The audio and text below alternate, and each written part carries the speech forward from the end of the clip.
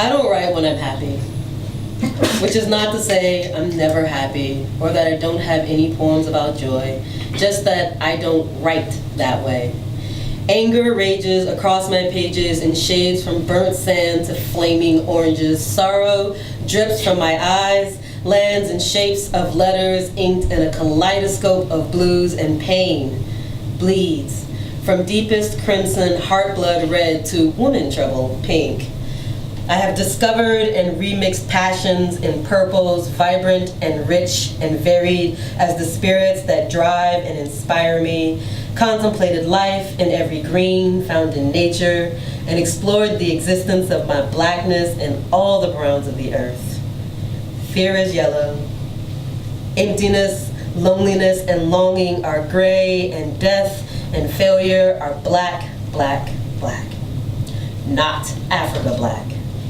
Black hole black. The black of nothingness. I don't remember the first time I looked at my writings and realized that I didn't know the color of my happy. Have no shades for joy.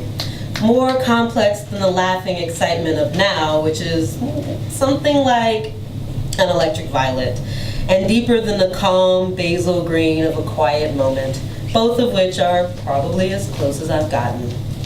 I've reflected on it in an introspective olive, chased it in vivid amethyst, let go of it in purest, most heartbroken azure, underscored by the cherry of stinging palms desperate to hang on.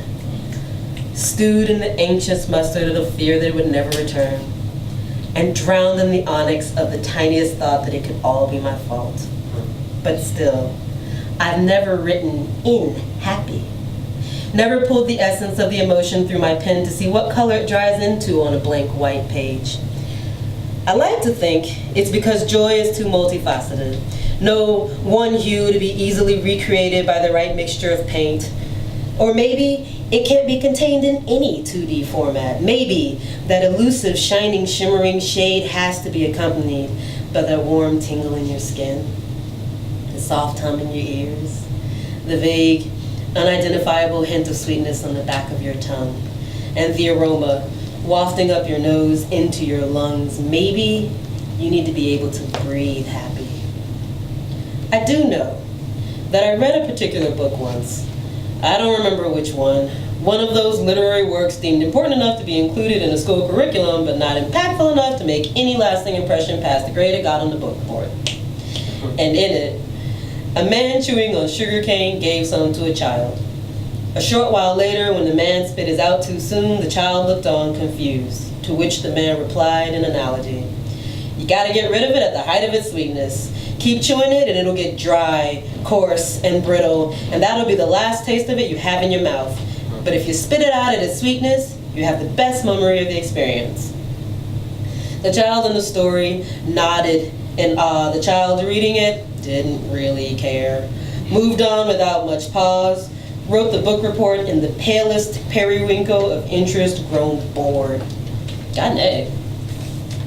Looking back though, I find myself irritated, indignant, nearly scandalized by the waste of it. What miracle of life do you live such that you have joy to throw away? And if it can be given and received so easily, how dare you not share it with those in need? Even the most blessed existence has bumps, burdens, valleys, and obstacles of some kind for some time. So why would you put down your happy before it was done giving you all that it had? Is it arrogance or faith to assume that you will always get more? No measure of money has ever been completely protected from recessions. No perfect love has ever been perfect every day. No amazing job has ever been completely free from exhaustion. Are you out of your mind? Wait, how do you even know where the sweetest is? What if it would have gotten better, richer, fuller, if you had kept it longer? Not every cane is the same, not every existence either. What if you missed the best altogether? I don't remember how the book ended, but I hope the child rejected the philosophy with everything in them. Hope they realized that if at all possible, they should bottle their sweetness keep some on a shelf or in their pocket. Hold it in reserve for those times when it's been too long, when life has been so spicy, so sour, so salty, so bitter for so long that I want to drop to the dirt and scrounge for coarse and brittle ends in amends for the loss. Joy is not to be squandered or taken in vain any more than its creator.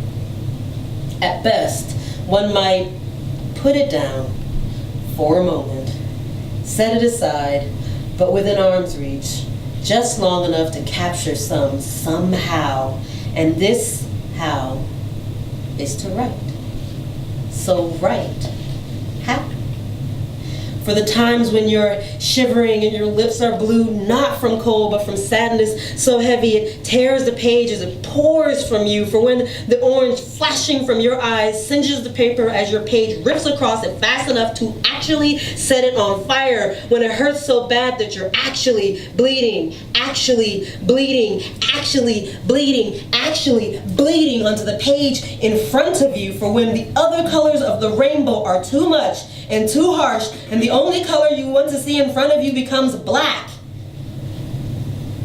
And the fear of what that means turns your teeth yellow on its way off your tongue. I need to write some happy. I need it for my journey. Gotta remember the next time it comes around to put it down just for a moment. Arm's reach. Drag pencil and paper that always sleeps in my bag but has no problem leaping to my hand with any other color. I'm sure my friends will understand. Hell, they may even appreciate the reminder. Close my eyes, feel the tingle in my skin, hear the hum in my ears, and taste the sweetness on the back of my tongue. Take a deep breath and write. And when I open them, the color will be, I don't know, yet. And in case you're wondering, this poem is forest green.